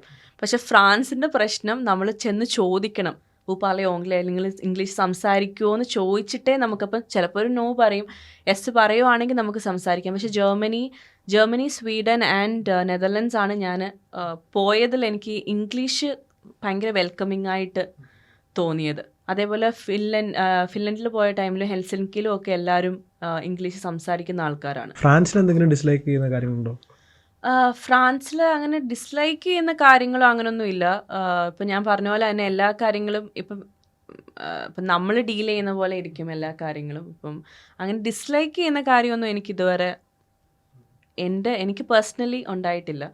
പിന്നെ ഇതൊക്കെയാണ് ഈ സ്ട്രഗ്ലിങ് എന്നുള്ള സംഭവമൊക്കെ വരുമ്പം ഡെഫിനറ്റ്ലി ഇപ്പം വിൻ്റർ ടൈം അതൊരു സംഭവമാണ്. ഇപ്പോൾ വിൻ്ററൊക്കെ വരുന്ന ടൈമിൽ നമ്മൾ ഈ പെട്ടെന്ന് സമ്മർ ടൈമിൽ ഒരു 10-10:30 ഒക്കെ ആവും സൺസെറ്റ് ചെയ്യാനായിട്ട്. അപ്പം ആ ഒരു ഡേ ലൈറ്റിങ് കൂടുതലുണ്ടായിട്ട് പിന്നെ ആ വിൻ്ററിലേക്ക് വരുന്ന ടൈമിൽ നമുക്കൊരു പെട്ടെന്നൊരു ഡിപ്രഷൻ ആ ഒരു ഇതിലേക്കൊക്കെ പോകാറുണ്ട്.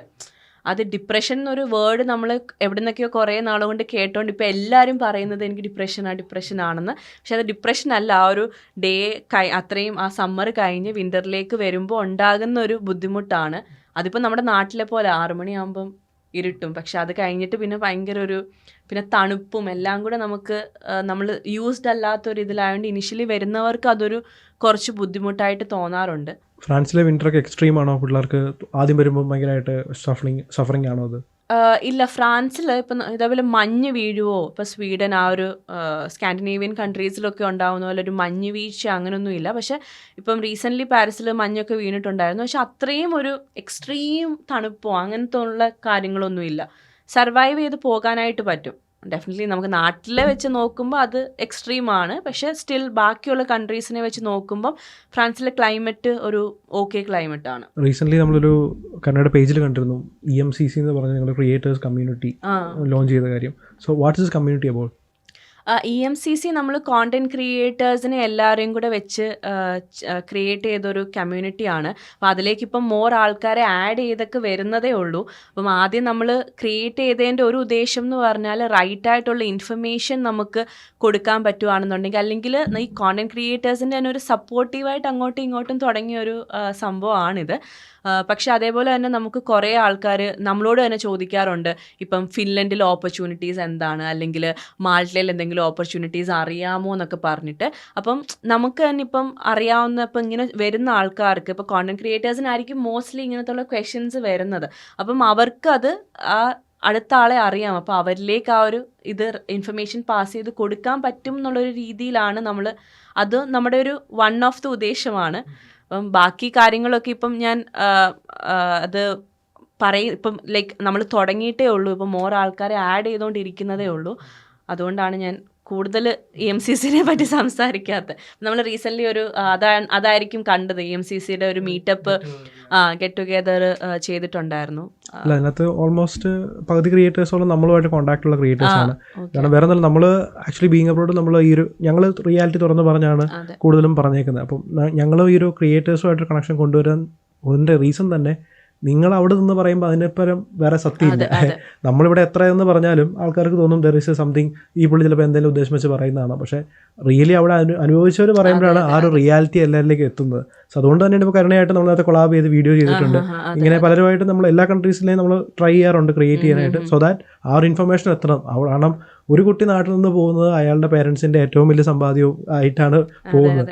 അവിടെ പോയിട്ട് പിന്നെ പ്രശ്നമായിട്ട് തിരിച്ചു വരുന്നത് ഒരിക്കലും അതൊരു റൈറ്റ് ആയിട്ടുള്ള കാര്യമല്ല.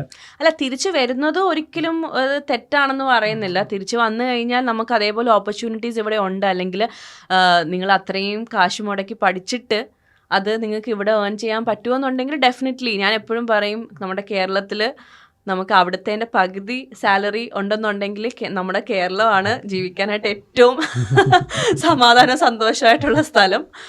പക്ഷേ ഇതാണ് ഇപ്പോൾ ഇത്രയും 30 ലക്ഷമൊക്കെ ലോൺ എടുത്ത് പോകുന്ന ആൾക്കാരുണ്ട്. അപ്പോൾ ആ 30 ലക്ഷം എന്നുള്ളത് അവരുടെ മനസ്സിൽ ഇത്ര അവിടെ അവർക്ക് ഏൺ ചെയ്യാൻ പറ്റും, അത് അടച്ചു തീർക്കാമെന്നൊരു ഉദ്ദേശത്തോടു കൂടിയിട്ടാണ്. അപ്പം ആ ഒരു റിയാലിറ്റി അവർ മനസ്സിലാക്കുന്നില്ല. ബിക്കോസ് ഏജൻസീസ് പറയുമ്പോൾ അവരിങ്ങനെയാണ് പറയുന്നത്, നിങ്ങൾക്ക് ഇത്ര ലക്ഷം ഏൺ ചെയ്യാൻ പറ്റും എന്നുള്ളത്. പക്ഷെ ആ ലക്ഷത്തിൽ നിന്ന് എത്ര ആണ് ഇപ്പം നമുക്കിവിടെ ഒരു ചെറിയൊരു റൂമിനാണ് നാട്ടിലത്തെ ഒരു 35,000 പേ ചെയ്യേണ്ടത്. അത് നോട്ട് ഈവൻ ഇത്രയും ഒരു സ്പേസ് പോലും ഇല്ല. അപ്പം ആ ഒരു കുഞ്ഞു റൂമിനാണ് അവർ 350, അല്ലെങ്കിൽ ഷെയറിങ് റൂമിനാണ് 2 പേര് ഷെയർ ചെയ്യുന്ന ഒരു റൂമിനാണ് ആ 30,000. അപ്പം ആ കിട്ടുന്നതിൻ്റെ പകുതിയും അവർ റെൻറ്റും ഫുഡും കാര്യങ്ങളുമായിട്ട് പോകുവാണ്. അപ്പം അത്രയും ഒരു ഏർണിങ്സ് പാർട്ട് ടൈം ത്രൂ എന്താണേലും പറ്റത്തില്ല. പക്ഷെ പ്രൊഫഷണൽ ജോലി കിട്ടുവാണെന്നുണ്ടെങ്കിൽ ലൈഫ് സ്മൂത്തായിട്ട് പൊക്കോളും. ഫ്രാൻസിൻ്റെ കാര്യത്തിൽ മാത്രം കൂടുതൽ കേട്ടിരിക്കുന്ന ഒരു കാര്യമാണ് കുറേ ഫേക്ക് കോളേജസ് ഉണ്ട്, അല്ലെങ്കിൽ പിള്ളേർക്ക് പണി കൊടുക്കുന്ന കുറേ അത്ര പേരില്ലാത്ത വാലിഡിറ്റി ഇല്ലാത്ത കോളേജസ്. അതിൻ്റെ ഒരു റിയാലിറ്റി എന്താണ്? അത് ഈ കോവിഡിന് ശേഷമാണ് ഈ കോളേജസ് എല്ലാം കുറേയും കൂടെ മുന്നോട്ട് വന്നത്. നമുക്ക് ചെയ്യാൻ പറ്റുന്ന ഒരു കാര്യം, നിങ്ങൾ ഏത് കോളേജാണോ ആ കോളേജിൻ്റെ നെയിം ഒന്ന് വെറുതെ ലിങ്ക്ഡിനിലൊന്ന് സെർച്ച് ചെയ്ത് നോക്കിക്കഴിഞ്ഞാൽ മനസ്സിലാക്കാൻ പറ്റും അവിടുന്ന് പഠിച്ചിറങ്ങിയ ആൾക്കാർ, അല്ലെങ്കിൽ ഏത് കമ്പനിയിലാണ് അവർ വർക്ക് ചെയ്യുന്നത്, അവരുടെ പ്രൊഫൈലെങ്കിലും മനസ്സിലാക്കാൻ പറ്റും. അപ്പം അങ്ങനെ ഒരു കോളേജ് പഠിച്ചിറങ്ങിയിട്ട് ആരെങ്കിലും നല്ല കമ്പനീസിൽ വർക്ക് ചെയ്യുന്നുണ്ടോ എന്ന് മനസ്സിലാക്കിയിട്ട് വേണം ആ കോളേജിലേക്ക് വരാനായിട്ട്. ഓഫ് കോഴ്സ് ഏജൻസി സെല് ചെയ്യുന്നത് ടു ഗെറ്റ് കമ്മീഷൻ, അവരുടെ ബിസിനസ്സാണ്. അല്ലാതെ അവരൊരിക്കലും നിങ്ങൾ ഒരു പബ്ലിക് യൂണിവേഴ്സിറ്റിയിലോട്ട് ഞാൻ എടുത്തു തരാമെന്ന് പറയത്തില്ല. ബിക്കോസ് അവർക്ക് വേണ്ടുന്നത് അവരുടെ മെയിൻ തിങ് ഇവിടുന്ന് ഒരു ലീഡ് കിട്ടുവാണെന്നുണ്ടെങ്കിൽ അത് കൺവേർട്ട് ചെയ്യുവാണെന്നുണ്ടെങ്കിൽ അവർക്ക് മെയിൻ ബിസിനസ്സാണ്. ഫ്രാൻസിലൊരു ജോബ് മാർക്കറ്റിൽ നമ്മുടെ പ്രയർ എക്സ്പീരിയൻസ് ആണോ പ്രയർ സ്റ്റഡീസിൻ്റെ ആ ഒരു കോളേജിൻ്റെ സർട്ടിഫിക്കറ്റ് വാല്യൂ ആണോ അവർ കൂടുതൽ പ്രിഫർ ചെയ്യുന്നത്? അവിടെ സർട്ടിഫിക്കറ്റ് എന്ന് പറഞ്ഞിട്ട് നമ്മളിപ്പോൾ ഇവിടെയൊക്കെ ഇത് ചോദിക്കുമല്ലോ, നമ്മൾ കോളേജിൽ സർട്ടിഫിക്കറ്റ് സബ്മിറ്റ് അല്ലെങ്കിൽ ഇൻ്റർവ്യൂയുടെ സമയത്ത് അങ്ങനത്തുള്ള കാര്യങ്ങളൊന്നും മോസ്റ്റ്ലി ചെക്ക് ചെയ്യാറില്ല. അവർ നമ്മുടെ കഴിവ് എങ്ങനെയാണ്, ഇപ്പോൾ നമ്മൾ ഇൻ്റർവ്യൂവിൽ സംസാരിക്കുന്ന സമയത്ത് അവർക്ക് മനസ്സിലാക്കാൻ പറ്റും നമ്മൾ എത്രമാത്രം കേപ്പബിൾ ആണ് അത് ഹാൻഡിൽ ചെയ്യാൻ. എന്നുവെച്ചാൽ അതൊരു നമ്മുടെ നാട്ടിലത്തെ പോലെ ഒരു ഭയങ്കര പ്രഷർ തരുന്ന ഇൻ്റർവ്യൂ ഒന്നും അല്ല. അവിടെ ഭയങ്കര കാഷ്വലായിട്ടാണ് അവർ നമ്മളോട് കാഷ്വലി ആണ് സംസാരിക്കുന്നത്. എൻ്റെ ഇൻ്റർവ്യൂ ഒക്കെ ഭയങ്കര കൂളായിട്ട് നടന്ന ഇൻ്റർവ്യൂ ആണ്. ആ ഇൻ്റർവ്യൂവിൽ ത്രൂ അവർക്ക് മനസ്സിലാകും നമ്മൾ എത്രമാത്രം കേപ്പബിൾ ആണ്, ഇത് മാനേജ് ചെയ്യാൻ പറ്റും, അല്ലെങ്കിൽ അവർക്ക് ഈ ജോബ് ഹാൻഡിൽ ചെയ്യാൻ പറ്റും എന്നുള്ളത്. അപ്പോൾ അത് ഭയങ്കര ഒരു കട്ടിയായിട്ടുള്ള പ്രോസസ്സൊന്നും അല്ല ഈ ജോബ് ഇൻ്റർവ്യൂ അങ്ങനത്തെ ഉള്ള സംഭവം. പക്ഷെ അങ്ങനെ ചെയ്യുന്ന കമ്പനീസും ഉണ്ട്. എല്ലാ കമ്പനീസും ഒരേപോലെ അല്ല, അങ്ങനെ ചെയ്യുന്ന കമ്പനീസും ഉണ്ട്. ഫ്രാൻസിൽ ഇപ്പോൾ ഏതെങ്കിലും ഒരു സ്പെസിഫിക് റീജിയനിൽ പോയാൽ പിള്ളേർക്ക് പണി കിട്ടും എന്നൊക്കെ പറയാൻ പറ്റുന്ന എക്സാമ്പിൾസ് ഉണ്ടോ? അങ്ങനെ പണി കിട്ടും എന്ന് പറയുന്നത് ചില കോളേജസ്, ഇപ്പം കെഡ്ജൊക്കെ ഇപ്പോഴാണ് പാരീസിൽ കുറേ കോഴ്സസ് വന്നത്. പാരീസിലുള്ള കോളേജിൽ നേരത്തെ ബാക്കി മെയിൻ കോളേജ് ബോർദോയും മാർസേയിലും ആയിരുന്നു. പക്ഷെ ബോർദോയിൽ കുറച്ചും കൂടി ഓപ്പർച്യൂണിറ്റീസ് ഉണ്ട്. പക്ഷെ മാർസേയിൽ ഈവൻ ദോ കോർപ്പറേറ്റ് കമ്പനീസൊക്കെ ഉള്ള ഒരു സ്ഥലമാണ് മാർസേയിൽ. പക്ഷെ അവിടുത്തെ ഒരു പ്രശ്നം ഇതാണ്, കുറച്ച് ഈ ഇംഗ്ലീഷ് സ്പീക്കിംഗ് ആൾക്കാർ കുറവാണ്, ഫോറിനേഴ്സ് വരുന്നത് കുറവാണ് അങ്ങോട്ടേക്ക്. അപ്പം അതാണ്, അങ്ങനെ പണി കിട്ടും എന്നുള്ള ഇതൊന്നും ഇല്ല, ഒരു സിറ്റിയും ഇല്ല. പക്ഷെ മെയിൻലി എടുക്കുമ്പം അങ്ങനെ ഫ്രാൻസിലേക്ക് തന്നെ നിങ്ങൾക്ക് വരാൻ പറ്റത്തുള്ളൂ എന്നുണ്ടെങ്കിൽ വരുവാണെങ്കിൽ പാരീസിൽ തന്നെ എടുക്കുന്നതായിരിക്കും നല്ലത്. ബിക്കോസ് ഇപ്പം കുട്ടികളൊക്കെ, കാരണം പാർട്ട് ടൈം ആഗ്രഹിച്ച് വരുന്ന കുട്ടികൾ, ആ സ്ഥലത്തിൻ്റെ പേര് ഞാൻ മറന്നുപോയി, കുറച്ച് ഉള്ളിലോട്ടുള്ളൊരു സ്ഥലമാണ്. അവിടുന്ന് ഒക്കെ അവർ ഇവിടെ വന്ന് പാരീസിൽ വന്ന് ബ്രേക്ക് എടുത്ത്, ലൈക്ക് ഇയർ ബ്രേക്ക് എടുത്തിട്ട് വന്ന് പാർട്ട് ടൈം ചെയ്യാറുണ്ട്. അപ്പം അങ്ങനത്തെ റിസ്ക് എടുക്കാതെ നിങ്ങൾക്ക് ഓൾറെഡി പാരീസിൽ തന്നെ കോളേജ് കിട്ടുവാണെന്നുണ്ടെങ്കിൽ കുറച്ചും കൂടെ നല്ലതായിരിക്കും. ഇന്നർ റീജിയൻസിൽ നമുക്ക് ഫ്രഞ്ച് അറിയാണ്ട് വന്നു കഴിഞ്ഞാൽ ഒരു തരത്തിലും സർവൈവ് ചെയ്യാൻ പറ്റത്തില്ല. അപ്പോൾ അല്ല, അങ്ങനെയില്ല. അങ്ങനെയില്ല, ഡെഫിനറ്റ്ലി ഇംഗ്ലീഷ് അറിയുന്ന ആൾക്കാരും ഉണ്ട് അവിടെ. പക്ഷെ ഞാൻ പറഞ്ഞ നമ്മൾ വൈഡായിട്ട് നോക്കുമ്പം അത് കുറവാണ്. ഇപ്പം നല്ല കോളേജസ് ആണ്. നിയോമ എന്ന് പറഞ്ഞിട്ടുള്ള സ്കൂള്, നിയോമ റുവൻ എന്ന് പറഞ്ഞിട്ടുള്ള സിറ്റിയിലാണ്. അത് പാരീസിൽ നിന്ന് ഒരു 2 hours പോകണം. അപ്പം ഇപ്പം എൻ്റെ ഫ്രണ്ട്സ് നിയോമയിൽ പഠിച്ച ആൾക്കാരുണ്ട്, ഇപ്പം ജോലി ചെയ്യുന്ന ആൾക്കാരും ഉണ്ട്. പക്ഷെ അവർ പാർട്ട് ടൈം എന്നുള്ളൊരു ഇതല്ല, അവർക്ക് പഠിച്ചിട്ട് പിന്നെ ഒരു ജോലി എന്നുള്ളതാണ്. അപ്പം അങ്ങനെയും ചെയ്ത് പോകുന്നവർക്ക് ഏത് സിറ്റിയിൽ പോയാലും ഒരു കുഴപ്പമില്ല. നല്ല കോളേജ് ചൂസ് ചെയ്ത് പോകുക എന്നുള്ളതേ ഉള്ളൂ. പാരീസിലാണെന്നുണ്ടെങ്കിലും ദർ ആർ ഗുഡ് സ്കൂൾസ്. അപ്പം അത് നോക്കിയിട്ട് പോകുക. നിങ്ങൾക്ക് ഒരു വൺ തിങ് ഞാൻ മനസ്സിലാക്കിയൊരു കാര്യം, ഇപ്പോഴത്തെ കുട്ടികൾക്ക് ടെക്നോളജിയുടെ അവരുടെ കയ്യിലാണ്. അവർക്ക് ജസ്റ്റ് ഒന്ന് സെർച്ച് ചെയ്ത് നോക്കിയാൽ അറിയാം ഇത് നല്ലതാണോ ഇല്ലയോ എന്ന്. പക്ഷേ അവരെന്തുകൊണ്ട് ഈ ഏജൻസീസ് പറയുന്ന കാര്യങ്ങൾ ട്രസ്റ്റ് ചെയ്യുന്നു എന്ന് എനിക്ക് മനസ്സിലാവുന്നില്ല. എത്രയൊക്കെ പറഞ്ഞാലും ജസ്റ്റ് ഒന്ന് കയറി നോക്കൂ എന്ന് പറഞ്ഞാൽ പോലും അവർ നോക്കുന്നില്ല. ഏജൻസി ഇത് പറഞ്ഞു, ഞാൻ അങ്ങോട്ടേക്ക് പോകുന്നു എന്നുള്ളൊരു കാര്യമാണ് ഇപ്പോൾ നടക്കുന്നത്. ഇനിയെങ്കിലും അത് മാറണം. കാരണം കുറേ ആൾക്കാരുണ്ട് നിങ്ങൾക്ക് ചോദിച്ചു കഴിഞ്ഞാൽ പറഞ്ഞു തരാനായിട്ട്. അല്ലെങ്കിൽ ദർ ആർ യൂട്യൂബ് വീഡിയോസ് അല്ലെങ്കിൽ ഇൻസ്റ്റഗ്രാം കോണ്ടൻറ്റ് ക്രിയേറ്റേഴ്സ് ഉണ്ട്, നിങ്ങൾക്ക് അവരോട് റീച്ച് ഔട്ട് ചെയ്യാൻ പറ്റും. അപ്പോൾ റൈറ്റ് ഇൻഫർമേഷൻ ആയിരിക്കും ഇവർ തരുന്നത്. പക്ഷേ ഏജൻസി അവരുടെ പ്രോഫിറ്റ് വെച്ചിട്ടായിരിക്കാം അവർ ഒരു ഇൻഫർമേഷൻ പാസ് ചെയ്യുന്നത്. സോ അത് ഡിഫറൻസ് ഉണ്ട്. അപ്പോൾ അത് മാനേജ് ചെയ്ത് ഒന്ന് ഹാൻഡിൽ ചെയ്യാനായിട്ട് മാക്സിമം നോക്കണം. അല്ല, കുട്ടികൾ ഏറ്റവും കൂടുതൽ മടി വയ്ക്കുന്ന കാര്യം ഒരു സെൽഫ് റിസർച്ച് ആണ്. കാരണം നമ്മുടെ ലൈഫ് വെച്ച് നമ്മൾ പോകുന്നത്, അപ്പോൾ നമ്മൾ റിസർച്ച് ചെയ്യണം. ആരോട് എന്തൊക്കെ ചോദിച്ചു പറഞ്ഞാൽ ഞാൻ പറഞ്ഞു, ഓൾറെഡി അവിടെ ഒരാളോട് ചോദിച്ചാൽ പോലും ചിലപ്പോൾ അയാൾക്ക് ആ ഒരു കോളേജിൽ നല്ല എക്സ്പീരിയൻസ് ആണ്, അയാൾ കുഴപ്പമില്ല നീ ഇങ്ങ് പോരാൻ പറയും. പക്ഷെ അതുകൊണ്ട് നമ്മൾ പക്ഷേ ഇപ്പോൾ ഉള്ള സിറ്റുവേഷൻ അതാവണമെന്നില്ല. ചിലപ്പോൾ അയാൾ വേറൊരു ക്യാമ്പസിൻ്റെ ആയിരിക്കും പറയുന്നത്, ഇപ്പുറത്തെ ക്യാമ്പസ് ചിലപ്പോൾ ഒരു അക്രഡിറ്റേഷൻ ഇല്ലാത്ത ക്യാമ്പസ് ആയിരിക്കാം. അപ്പം ഇങ്ങനെയുള്ള കാര്യങ്ങൾ സ്പെസിഫിക് ആയിട്ട് കുട്ടികൾ റിസർച്ച് ചെയ്ത് തുടങ്ങിയാലാണ് ആക്ച്വലി അവർക്കൊരു റൈറ്റ് ആയിട്ടുള്ളൊരു ചോയ്സിലേക്ക് എത്തത്തുള്ളൂ. അവിടെ പഠിച്ചിട്ട് വന്നിട്ട് ഇവിടെ ഏജൻസീസ് നടത്തി കുട്ടികളെ സെയിം റെപ്യൂട്ടഡ് അല്ലാത്ത കോളേജിലോട്ട് വിടുന്ന ആൾക്കാർ ഇവിടെ ഉണ്ട്. സോ അവർ അവിടെ ഫുൾ കംപ്ലീറ്റ് ചെയ്തിട്ടാണോ വന്നതെന്ന് നമുക്കറിയത്തില്ല. പക്ഷേ അവരുടെ മെയിൻ ഉദ്ദേശം ദേ നോ അവർക്ക് ആൾക്കാരെ വിടാൻ പറ്റും and they can earn money. അവർ നല്ലപോലെ ഏൺ ചെയ്യുന്നുണ്ട്. പക്ഷെ നിങ്ങളുടെ ലൈഫാണ് ഇതാവാൻ പോകുന്നത്. സോ അത് കുറേ കണ്ടിട്ടുണ്ട്. ആൾക്കാർ പറയും നീ ഇങ്ങോട്ട് വന്നോന്ന്. പക്ഷെ അവിടെ നിൽക്കുന്ന ആൾക്കാരുടെ റിയാലിറ്റി ചോദിച്ചു കഴിഞ്ഞാൽ ഇങ്ങനെ പറയായിരിക്കും, എങ്ങനെങ്കിലുമൊക്കെ പാർട്ട് ടൈം ചെയ്ത് പോകാൻ പറ്റും, അല്ലാതെ പഠിത്തം കണ്ടിന്യൂ ചെയ്ത് പ്രൊഫഷണൽ ജോലി കിട്ടുമെന്ന് ആരും പറയത്തില്ല. അതെപ്പോഴും റിസ്ക് ആണ്. അത് 50-50 ആണ്. 50-50 ചാൻസ് ആണ്. ആ റിസ്ക് എടുക്കാൻ പറ്റുമെന്നുണ്ടെങ്കിൽ വരാം. ഓക്കെ. സോ കരുണ ഏതൊരു പോയിന്റ് തൊട്ടായിരുന്നു ട്രാവലിംഗ് സ്റ്റാർട്ട് ചെയ്തത്? കാരണം ഷെങ്കൻ വിസയാണ് കിട്ടുന്നത്, നമുക്ക് ഇത്രയും കൺട്രീസിൽ പോകാം. അപ്പോൾ പഠിക്കുമ്പോൾ തന്നെ നമുക്ക് ഒരു ട്രാവലിംഗ് ഒക്കെ തുടങ്ങാൻ പറ്റുമോ? ഞാൻ എൻ്റെ പേഴ്സണൽ ഇത് പറയുകയാണെന്നുണ്ടെങ്കിൽ ഞാൻ പാർട്ട് ടൈം ചെയ്യുന്ന ഒരാളായിരുന്നില്ല. ഞാൻ കെഡ്ജിലാണ് പഠിച്ചത്. ഞാൻ ഓൾറെഡി പറഞ്ഞു നമുക്ക് അവിടെ പാർട്ട് ടൈം ചെയ്യാനുള്ളൊരു ഓപ്പർച്യൂണിറ്റി ഉണ്ടായിരുന്നില്ല. സോ ഞാൻ 2016 തന്നെ ട്രാവൽ ചെയ്തു. പക്ഷേ to Milan, because FlixBus ആണെങ്കിൽ 12 hours ഇരുന്ന് പോയാലും വലിയ കുഴപ്പമില്ലാത്തൊരു, എല്ലാവരും ട്രാവൽ ചെയ്യുന്നുണ്ട്, അപ്പം നമുക്കും ട്രാവൽ ചെയ്യണമെന്നുള്ള ആഗ്രഹം കൊണ്ട് പോയതാണ് മിലാനിൽ.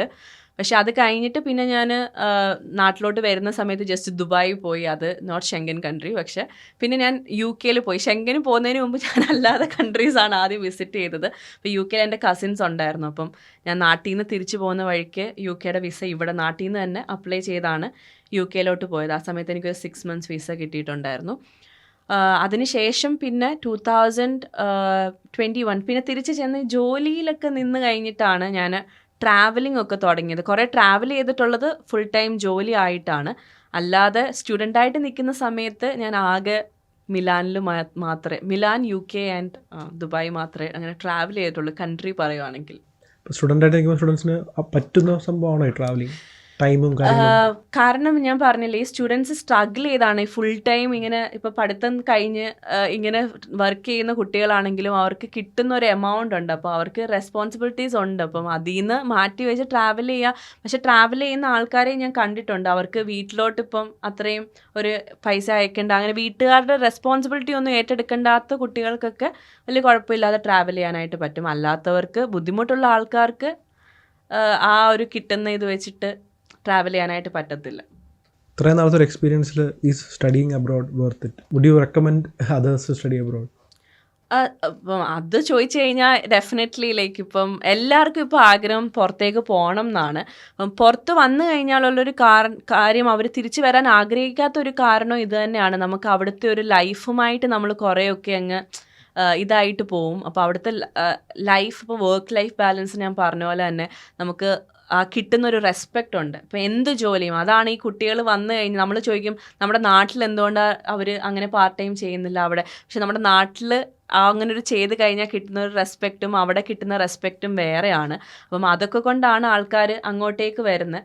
അപ്പം അങ്ങനെ സ്ട്രഗിൾ ചെയ്ത് വലിയ കുഴപ്പമൊന്നും ഇല്ലാതെ അവരുടെ പ്രൊഫഷണൽ ജോലിയിലൊക്കെ വരാൻ താല്പര്യമുള്ള കുട്ടികളാണെന്നുണ്ടെങ്കിൽ സ്റ്റഡി അബ്രോഡ് ഡെഫിനറ്റ്ലി വേർത്താണ്.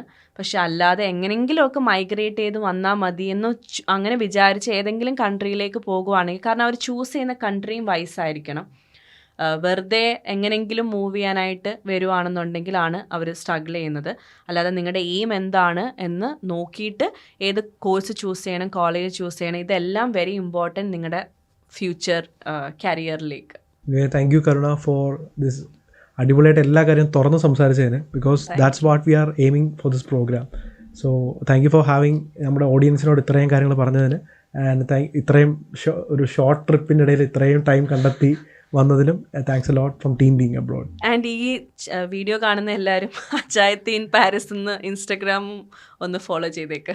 ഡെഫിനറ്റ്ലി നമ്മൾ അതിൻ്റെ ലിങ്ക്സ് കാര്യങ്ങളൊക്കെ താഴെ കൊടുക്കുന്നതായിരിക്കും. So check this out. And നിങ്ങൾക്ക് എന്തൊക്കെയാണ് ഈ ഫ്രാൻസിനെ പറ്റി അറിയേണ്ടതെന്ന് നമ്മുടെ ഈ വീഡിയോയുടെ താഴെ കമൻറ്റ് ചെയ്യും.